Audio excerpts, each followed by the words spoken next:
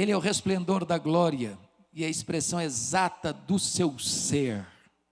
Sabe o que significa isso, irmãos?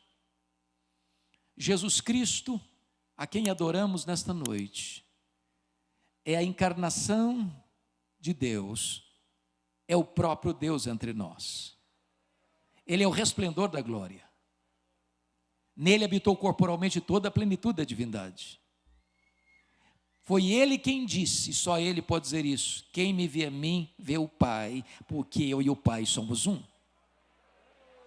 Isso levou o Dr. C.S. Lewis a fazer uma afirmação muito interessante. Ele diz o seguinte: com respeito a Jesus, você só pode ter 3 opções. Ou ele é um mentiroso, ou ele é um louco, ou ele é Deus. Porque se ele não é quem ele disse ser, é um mentiroso. Se ele não é quem ele pensou ser, é um louco. Mas se ele é quem ele disse ser, bom, então ele é Deus. Foi ele quem disse: quem me vê a mim, vê o Pai, porque eu e o Pai somos um. Então o autor aos Hebreus está dizendo o seguinte: abandonar Jesus e voltar para as sombras do judaísmo é loucura, porque Jesus é Deus. Ele é a própria expressão do ser de Deus. Ele é o resplendor da glória. Nele habitou corporalmente toda a divindade, toda a plenitude da divindade. E o autor aos Hebreus prossegue dizendo o seguinte: sustentando todas as coisas pela palavra do seu poder. Ele não apenas criou, ele está presente. Ele não apenas criou, ele governa. Ele não apenas criou, ele intervém. Ele não apenas criou, ele sustenta todas as coisas. A W. Tozer, talvez um dos mais importantes escritores do século passado, diz que um dos maiores problemas da igreja evangélica é que ela passa a maior parte do tempo olhando para o seu umbigo e tomando o seu próprio pulso. A coisa mais importante que uma igreja pode fazer, e eu quero parabenizar a Vinac pela escolha desse tema, é parar e refletir quão grande é o nosso glorioso Redentor, quão grande é o nosso Salvador, quão magnífico Ele é, quão majestoso Ele é. A Bíblia diz que o povo que conhece a Deus é um povo forte. Mas, amados, depois que o autor aos Hebreus mostra para nós que Jesus é o supremo profeta, por meio de quem Deus fala, agora ele vai provar uma segunda tese, que ele é o supremo sacerdote. Olha o que está escrito comigo, por favor, no verso de número 3, na parte B. Quando está escrito o seguinte: depois de ter feito a purificação dos pecados. Lá na antiga ordem, lá na lei, lá no Antigo Testamento, lá na Velha Aliança, havia um sacerdote imperfeito, que oferecia um sacrifício imperfeito, por pessoas imperfeitas. E então esses sacrifícios tinham que ser repetidos e repetidos e repetidos e repetidos. Mas agora vem Jesus, que é o sacerdote e é a oferta, é o sacerdote e é o sacrifício, e ele vai à cruz e oferece um sacrifício perfeito, completo, cabal. Sendo ele perfeito, ele não oferece por si mesmo o que não precisa, mas oferece um sacrifício perfeito por você e por mim, porque diz a Bíblia que ele morreu segundo as Escrituras pelos nossos pecados, foi sepultado e ressuscitou segundo as Escrituras para a nossa justificação. Então agora não é preciso mais fazer sacrifícios. Varreu a cruz, varreu os animais mortos do altar. Agora ele morreu uma vez por todas, e não é necessário mais sacrifício pelo pecado, porque ele ofereceu um único, irrepetível, completo e final sacrifício para a nossa completa redenção. Que verdade bendita! Você pode ter plena segurança de que seus pecados são perdoados, são cancelados, porque Jesus morreu pelos seus pecados. Ele pagou a sua dívida. Se você crê nele, você não deve mais nada. Você está quites com a lei, você está quites com a justiça. Você lá no tribunal de Deus tem lá, aqui você está quites, você é declarado justo. Aqui tem um depósito infinito na sua conta. Toda a justiça de Cristo está aqui na sua conta. Este é o papel do nosso grande sumo sacerdote. Mas agora, vejam vocês que ele vai fazer provar uma terceira tese. Ele é o supremo profeta, é a última voz de Deus para nós. Ele é o supremo sacerdote que ofereceu o completo e perfeito sacrifício por nós. Mas em terceiro lugar, confira aí comigo, está escrito no verso 3, depois de ter feito a purificação dos pecados, assentou-se à direita da majestade nas alturas. Agora ele é o rei dos reis. Amados irmãos, diz a Bíblia que Jesus Cristo, ao ser sepultado, entrou nas entranhas da morte, arrancou o aguilhão da morte, matou a morte e ressuscitou gloriosamente, inaugurando a imortalidade. E ele voltou para o céu, e ele está sentado à mão direita de Deus Pai, e ele tem o livro da história em suas mãos, e ele tem as rédeas da história em suas mãos. Ele quem levanta reinos, ele quem abate reinos, ele quem levanta reis, ele quem abate reis, ele quem reina, ele quem governa. As nações estão sob a autoridade dele, o mundo está debaixo da autoridade dele. Ele é o rei dos reis, ele é o senhor dos senhores.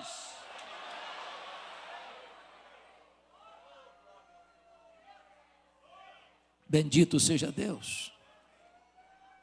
Mas eu gostaria que você agora pudesse perceber comigo que Ele está lá no céu, governando e intercedendo por nós. Mas há uma verdade, querido prefeito: Ele voltará.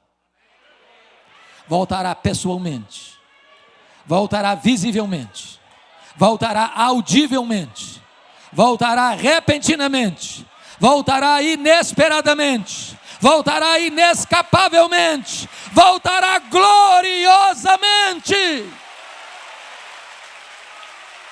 E diz a Bíblia que todo joelho vai se dobrar e toda língua vai confessar que Jesus Cristo é Senhor, para a glória de Deus Pai. Dito isto, amados, provando que Ele é superior aos profetas, a partir do verso 4, eu vou ser breve agora. Ele vai provar que Jesus é superior aos anjos.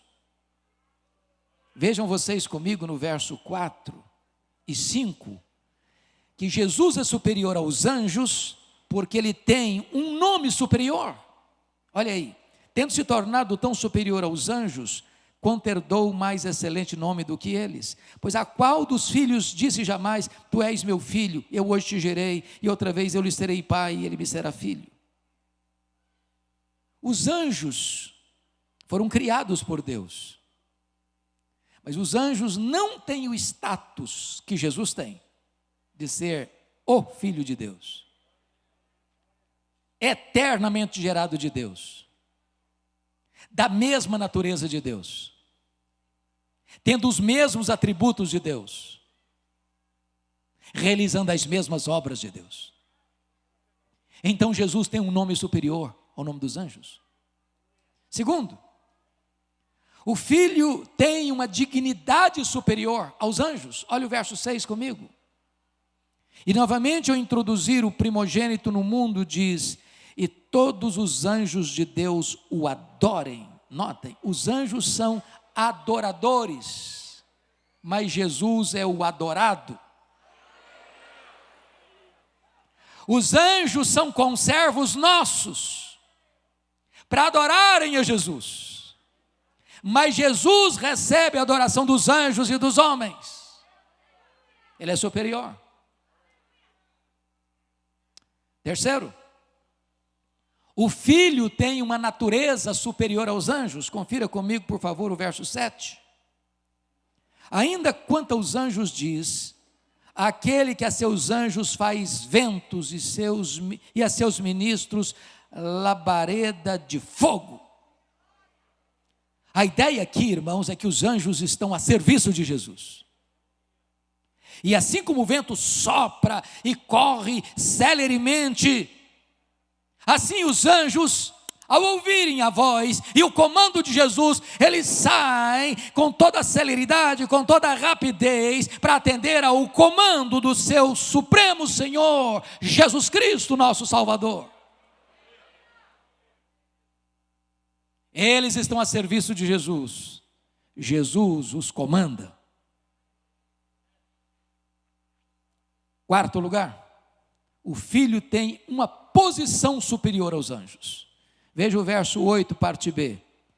Mas acerca do Filho, o teu trono, ó Deus, é para todo o sempre. Preste bem atenção aqui, que é o Deus Pai falando com o Deus Filho, e o Deus Pai chamando Deus Filho de Deus.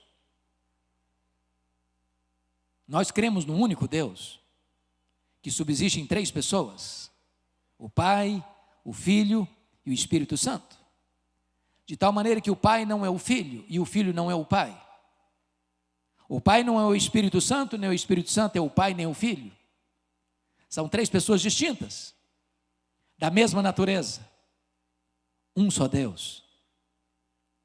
A divindade do Filho é proclamada pelo próprio Pai, pelo próprio Deus Pai.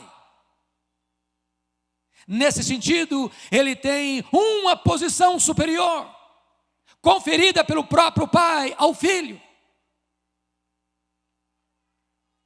Mas em quinto lugar, o Filho tem um exemplo superior aos anjos.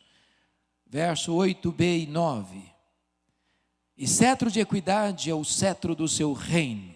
Amaste a justiça e odiaste a iniquidade, por isso Deus, o teu Deus, te ungiu com óleo de alegria, como a nenhum dos teus companheiros. Que palavra para os nossos queridos amigos e irmãos dos poderes constituídos aqui.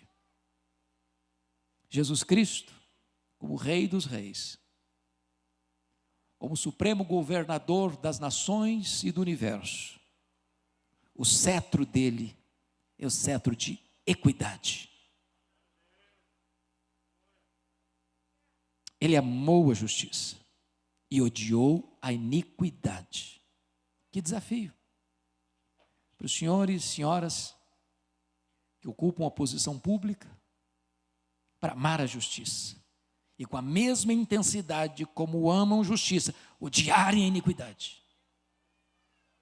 A iniquidade nos rodeia, a iniquidade tantas vezes se traveste de coisa boa, tantas vezes vem cheia de vantagens e coloridos, de propostas sedutoras, mas Jesus nunca negociou a verdade, ele nunca transigiu, ele nunca vendeu a sua consciência.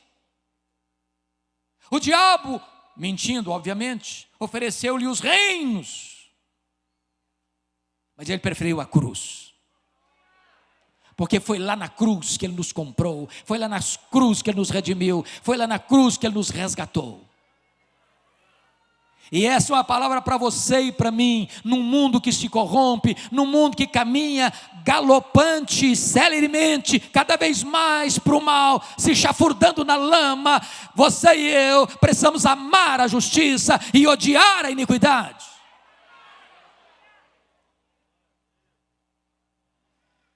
Mas em sexto lugar, o Filho tem uma obra superior aos anjos. Confira comigo os versos 10 a 12.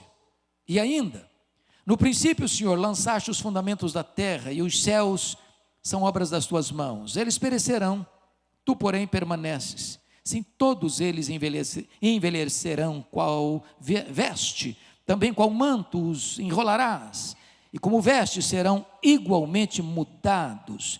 Tu, porém, és o mesmo, e os teus anos jamais terão fim. O que esse texto está querendo dizer? Esse texto está querendo dizer que esta criação, na contramão da evolução, ela não está evoluindo, ela está num processo de degradação. E esse universo, numa linguagem bíblica, está se envelhecendo com roupa que fica rota. E haverá um dia em que os céus e a terra e as obras que estão na terra se desintegrarão.